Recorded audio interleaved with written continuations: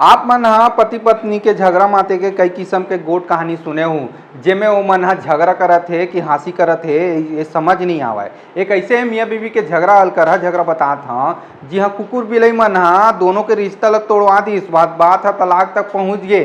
और आप मन ल बता देते हन कि दोनों पति पत्नी के 9 महीना पहले शादी होए रहिस हे। ओकर बाद पत्नी ह अपन घर वाला ऊपर आरोप लगावत हे कि मोर पति ह मोर पोसवा कुकुर बिलई मन ल परेशान करथे व मारथे पीटथे कई के। वहीं पति घलो अपन सफाई में कहा थे कि मैं शादी होइस पहले मोर बाई ल चेता दे रहे हूँ कि घर में कोई पालतू जानवर झल लावे कह के। एकर बाद भी अपन मइके ले कुकुर बिलई ल धर के आगे और ओकर बिलई ह मोर पोसे मछरी ऊपर नियत गड़ाए रहथे, एकर आगू पीछू मंडरावत रहथे।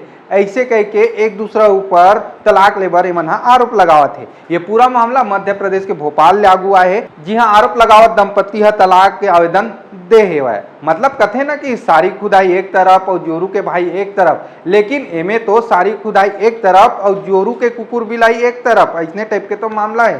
फिलहाल आप मन का सोचत तेल अब कमेंट में बताओ।